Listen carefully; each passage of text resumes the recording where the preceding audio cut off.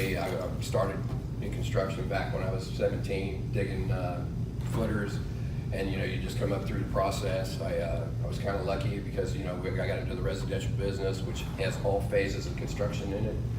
You get to see HVAC, you get to see electrical, you get to see the plumbing, you get to actually see the framing and the actual construction.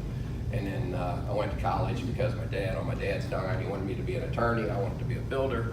And so I graduated with a degree in political science, which has no use for me at all. And just kind of went on from there. I've been talking about hurricanes. Hurricanes are always special. Angela will be the busiest woman on the planet if we were to take a hurricane, just because the permitting process don't stop. Everything, if you lose half the roof, permittable. If you lose the windows and doors, permittable. Anything on the siding, anything on the building envelope, it's all permittable. So her paperwork would just go in an instant. It's just a phenomenal amount of stuff that you would have to deal with. I, on the other hand, would have to go out and do all these inspections. So, my daily inspection tour, which is, 15 to 20 usually a day, would probably be 300 a day, and I'm by myself. Oh my God. So you can imagine how much time we would spend and devote just to trying to get everybody back whole. Hurricanes are really, they're tough on our department, but we're capable, we can handle it. So residentially, we're in the 2017 Florida Building Code. This was the code back in 1949. And you get questions all the time. Well, they didn't have codes back then. Well, no, they did have codes back then. The city of Valparaiso adopted this book in 1955. I'm sure the city of Niceville was pretty close behind that. So, and this code right here is basically got the same language in here, but now we're this many pages. Oh, wow. The same exact stuff. Preparedness? Is that because of hurricane preparedness? No, it doesn't really have a lot to do with it. Some of it does.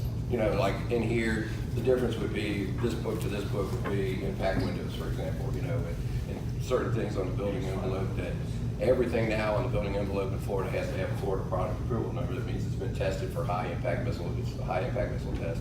So that's why there's a little bit of difference. But basically, the code reads the same. And I hear it all the time. Well, we didn't have to have permits back then. Oh, yeah, you did. It was, Section 105 of this book is the same as Section 105 of this book. Permits were required. So it's just one of those things, when people tell me that, though, and I have proof. I had the 1949 edition of the National Building Code. Now we're in the 2017, and this is just the residential book. Now there's a whole series of commercial, mechanical, plumbing, energy efficiency, ADA accessibility. There's a code for everything. So this is just the book, though, to just give you an example of residential to residential. So this is where we've come. When I'm out in the field, they always ask me, well, what do you need to inspect? So, like when Marion Ruckles was building the Deer Moss project out here, 98 new homes, I had to go to a meeting, and the developer out there, he was asking me, he says, well, what are the special requirements? You're gonna be able to handle it. What do you need? And basically, an inspector has just one asset, his eyes. And then I use this, and I use this. And this is all the special tools I need. And I've seen these inspectors come out, they'll bring a briefcase and they'll have 50 tools in there that are that's show. Because this is really all you need. Everything that when you're out on a construction site, a block is 8 by 16, I can do the math, I can tell you how long it is, how short it is. So everything can be done with just these two sets of tools. This one basically just tests circuits. This one just basically is my measuring tool. 29 inches or less, no handrails, 36-inch ruler does great. Everything I can do, just like this. Give you an example of a commercial plan. This is how many pieces of paper. One we keep, one we review, and then we send one back to the actual contractor. But this is just a single plan to the minute detail. I can do, being the building official, I get to do commercial and residential. I get to do all the trades. The only thing I can't do is I don't do threshold inspections, which are buildings over 50 foot tall or 5,000 people, huge buildings. Those are called threshold buildings, and they're done by special inspectors, threshold inspectors, and I don't do elevators. That you have to be a special elevator inspector in Florida to do those. Everything else I can do. So and our department just pretty much stays busy doing all these different things. If you drive around Niceville, you see, the new Holiday Inn, for example, a new 3-story hotel going up. That's it's kind of modular because it's put together with steel and bolts. There'll be some welding. Threshold inspector will do that. This is where Angela really is super important to me, because she tracks all these papers. When they come out and do an inspection, they have to submit it to me, and she has to handle that. She's constantly tracking all those things from all these contractors. My job would be impossible without her. My job would be impossible without Frankie on the other side, because she does all of our zoning and all that stuff. And zoning is particularly critical when you're doing inspection, because every plan has a site plan in it. It shows the setbacks, it shows the density of the property, how many structures can actually be on a particular piece of land. There's a whole lot that goes with that zoning side. So Frankie's instrumental in making sure that happens and takes its place. To be able to do more than one jurisdiction, so like me, I'm what they call a master code professional. There's only 800 of us in the United States, and it's just because we have so many certifications, and I've taken so many exams. I think right now I'm 38 exams in my particular career, and the last one I took was coastal construction. There's only 15 in the state of those, and you would think that we'd be all over the place, just how much coastline we have. A lot of mine is practical experience. So, some of it follows through. When they test you, when you're taking an exam, they never test you on what you would think would be logical to know. It's always the exception to the rule. It's always this. It's always that. So you have to know how to really read this code. And you have 2 hours to take a 100 question exam. So you're having to click along. But as long as you know where to access and you can pull it from there, you're always going to get the exceptions. So I've learned through my experience that if I'm going to take an exam, I'm going to study the exceptions. I'm not going to study the rule. I know in our area here we haven't had a major storm in a long time, and I understand that your call volume goes up. Do you do anything, especially now that we have so many great devices? Say it's underground work that the footers need to be covered back up. Do you allow the site foreman to go ahead and video the footers and just shoot that to you via emails or send that to you? I just know with the Oglala County School Board, I've done site work with them, and the inspector a lot of times is like, dude, I can't even get to you. Video what you're doing, and I'll review the video. Normally though, on a footer type examination, I don't do that. I don't allow pictures, but like on a roof, I do accept pictures for underlayment and shingle nail. Well, for us, like most of it's always dealing with drainage, with site work. We do the exfiltration systems. Yeah. So. And I do that with the foundation guys, because I don't actually see the board, but I do get to see the actual unit that's holding that house up now. So I get to see that, but I don't actually see the board, so they take pictures of that kind of stuff. Yeah, so there is some video and some pictures too that I do accept, and there are some I don't. What are some of the most common problems that you see? Here in most houses, we do HVAC, hundreds of those a month, panel boxes, and then a lot of it's insurance driven, like Edgar was referring to, because the insurance companies in this code, aluminum wiring is allowed in the house. That's not but the insurance company says no, and they're not going to insure it. So that's why you see so many of these copper to aluminum rewires. It's not because the code doesn't allow it, it's because the insurance company don't allow it. Same with roofing. Any roof that was put on prior to 2003, when we got the new code, when we got the Florida Building Code, they don't accept. So if your roof is 2003 or newer, they do accept it. Their shingles are different. And that's the thing that, a lot of people don't realize. They'll go up to the Lowe's in Georgia and they'll buy these shingles and bring them back. And then they get rejected. No, take them off. You can't use a product that's bought, somewhere else. There's a specific number on those shingles that's stamped. And if it's not there when I go to inspect, you can't use it. T111 is the same way. Back in the day, in the 70s, it was the most wonderful material, and the last bottom 1/3 of it rotted out on everything that's ever been built. So these contractors come in and try to cut it off and repair it. I don't allow it. T111 is special. The only place that I've seen that has it really around here is cash and carry. It has to be stamped on the backside, exterior use, and that's an APWA rule. So there's just all kinds of little things like that that you just have to know if you're gonna do certain things. Well, since we live in such a unique area where we have a lot of storms, is there any major changes that you've seen where maybe someone in the Midwest wouldn't have codes for something in Florida, Oh, yeah, like, you know, of course, the roofs, the right, hurricane everybody clips? has different criteria. Ours is wind here, you know, Right. everything that we build is for wind. Now, you go up north and everything they build is for snow load. And you go out west and everything's built for seismic activity. So Gotcha. we're all built different now. Certain things are the same, but most of it here is wind related. Most of the structures that we've been inspecting here, probably in the last 10 years, are really hardened structures. So you know, you're gonna lose a few shingles, you may lose a window or two, but the structure itself is gonna stand. We're not gonna lose those like we used to. Right. So even in an Andrew type, you know, so we're building at 150 here. They built at 180 in West Palm. They built at 200 in Dade County. So these houses, you know, they're really, really stout these days. Yeah. Do you work hand in hand with FEMA? Because I know they change the flood maps. Yes. And Quite then often. that's the other half of our job, because now, you know, we have floodplain management. Well, if you built a house in 1970, you were allowed to build a 1-foot elevation. In 1978, that was 3 foot. And today, it's 12 feet. So, you know, your bottom floor has to be 12 feet off the ground, and that's just basically before floodwaters. Off the ground or mean high? Is it off the ground or mean high? The mean high water line is down here, but it has to be, it's usually 12 foot above base flood, or whatever your base flood elevation is. So if that's, say, Dolphin Point, for example, if the base flood elevation there is V10. So for you to be able to build here, you'd have to elevate to 12. It's 2 foot above whatever theirs are. And that's to the bottom of the floor in a B zone. It's to the top of the floor in an A zone. So there's a little differences in the rules there too. All right.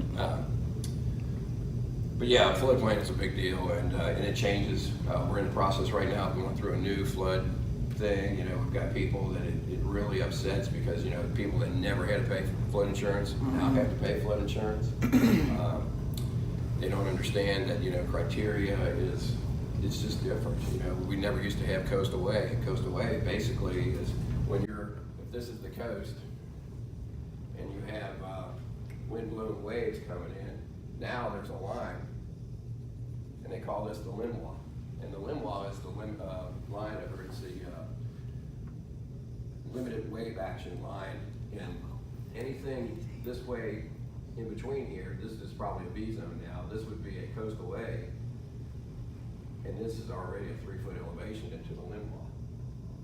And then this would be an A zone, or probably an AE, and then you got an A, and then you go up to an X. X is where you don't have to have flood insurance, but this is how it would graduate up. But, you know, we never used to have limb wall lines, and now we do. So just, you know, those are the kind of things that you see that people just aren't used to. You know, they argue about them. Right, and the cost is, it is very small in the big picture. I mean, if you lost your house, you know, it is for your protection, but, you know, and we do, I think the state of Florida, honestly, is, the whole state of Florida is a flood zone, but, you know, you just have your minimum or You know, to maximum risk, so. And actually, though, in very, you know, Valparaiso is a perfect example, though. It elevates so quickly that there's very, very few houses in the floodplain in Valparaiso. Very few, maybe 2 or 3 of all the city. Wow. And as much coastline as we have. In Niceville, you have areas like Dolphin Point, you have, you know, Wheaton Island and that little Shirks Bayou Right. section there. But after that, Niceville elevates pretty quick too. Yeah, So, absolutely. you know, we don't have, you know, we're lucky here. It's not like being in South Florida Yeah. where the highest hill is the landfill. You know, so, and it's just basically flat. And, you know, a 3 foot elevation of tide, and it goes right across the state down there. And my worst was Katrina. I just happened to be working in Mississippi then. I was building houses. And that 30 foot storm surge, you know, this is 12.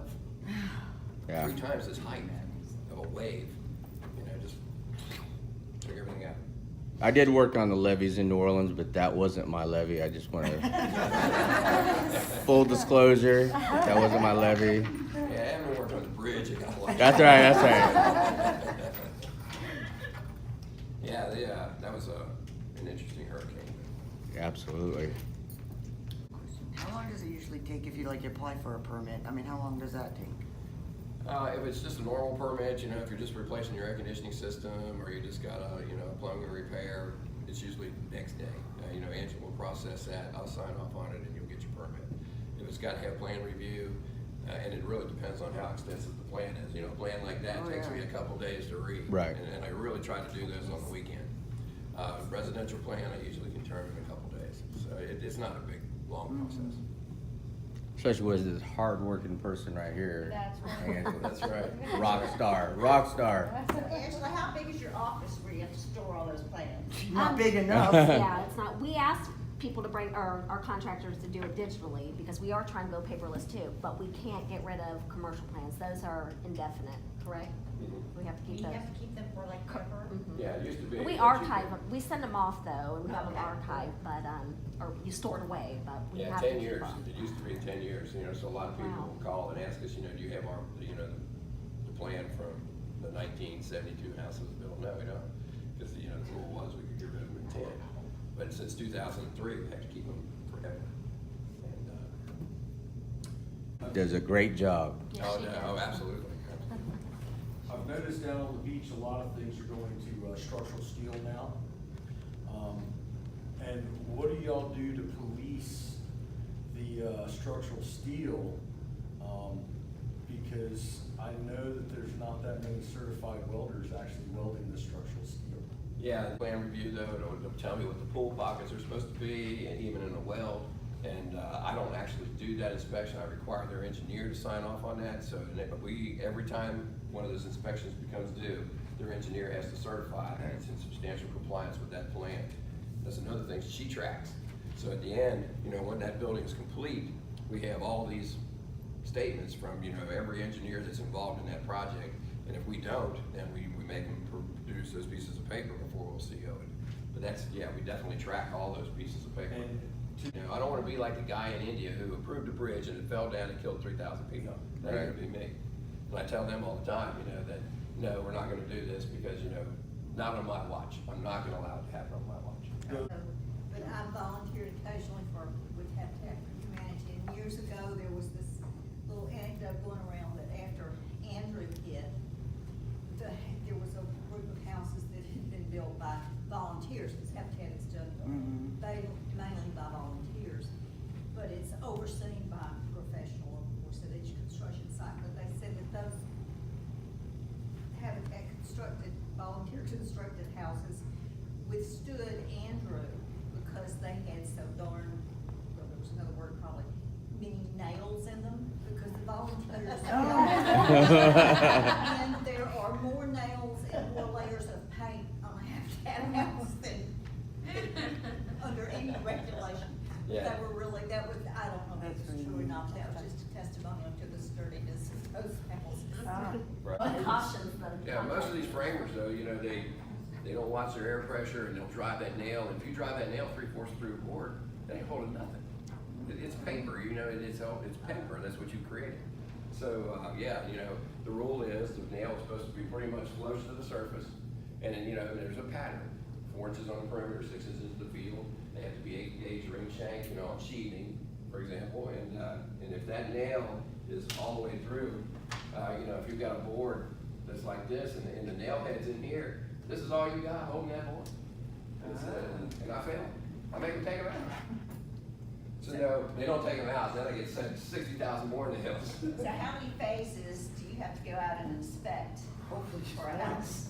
20, 25. 22. Wow. For one house? Wow. And that's just a house. And that's if they don't fail. Yeah, so I know, you probably know my house. Yeah. The builder actually, you You're in know, the county. Oh, okay. So Yeah, that was the other we only question. do the city of Niceville for us. Yeah. So that's what I was asking, you know, a lot of people aren't aware of that, I mean, because we're so diverse, you could be in the county, and next door you could be in the city. streets in the city. Yes. Well, that's like Deer Moss Creek, because they're considered city, and I'm in Huntington, and we're county. That's correct. So who inspects us? County. Yeah, there's a guy named Pearl Adams who's my counterpart. He's the building official, and then he has inspectors underneath him. Especially in Niceville, because you can ride down the street and it's county, city, Yeah. county, Yeah. city. Yeah. So, And I'm always calling Angela too. That's another thing that Angela does. And, you know, city services are always a little bit better than county services, only because, you know, like police protection is more visual, it's here. Fire protection's better, it's here. Just things like that. There are some things you get for your taxes. But I live in Valparaiso, and, you know, what do I get for my county dime, you know? And I look at that all the time. You know, you look at your tax bill every year and you think, you know, well, I'm paying $600 to the county. What am I paying for? What do I get? And then I see the county mosquito truck go by on Monday, and I said, there he is. That's what I get. Right. Yeah, so, and you know, that's a real plus sometimes, you know, because, yeah, it keeps them down, that's great. So a lot of what we do too is almost what you consider code enforcement. You get the swimming pool that's turned green, and who do they send? Well, they send the building official out, and the building official looks at it and says, oh yeah, you know, the mosquitoes, 10 billion tadpoles in it, and then you have to go after them code enforcement wise. Wow. There's just so many things that go with our job, you know, that we do. Angela does business tax receipts for the city, so if you have a business license, it goes to Angela. If you want to know where a street is, you call Angela. She's the directory assistant. Wow.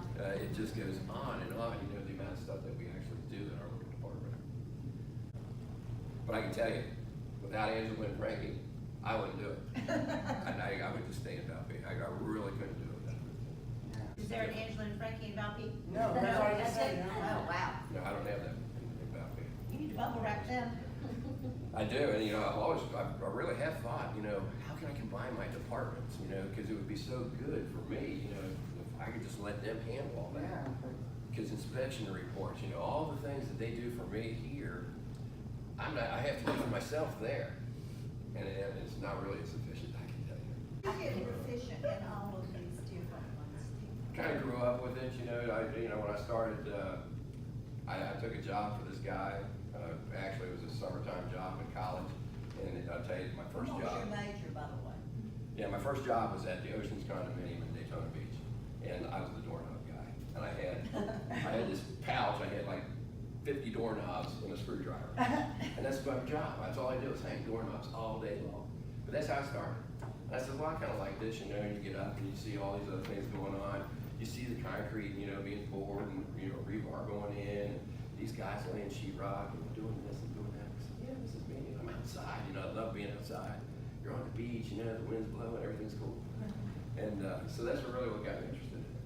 And then it just went from there. And then, you know, my very first real construction job outside of doorknobs was digging footers. I hate the shovel, but it's part of the process, you know, you just, you gotta get in the dirt first, I guess. Everybody starts in the dirt. That's right. So What that's was your right. college major? Well, my first degree I got in political science. And then I got married, and my dad, or my father-in-law was my dad was Green Navy, but my father-in-law was a architect or a draftsman. He used to give me crap all the time, so I went back to Central Florida and I got my degree in architecture. And just to prove I could. And then, I went on and got a degree in business administration from University of North Carolina in Charlotte.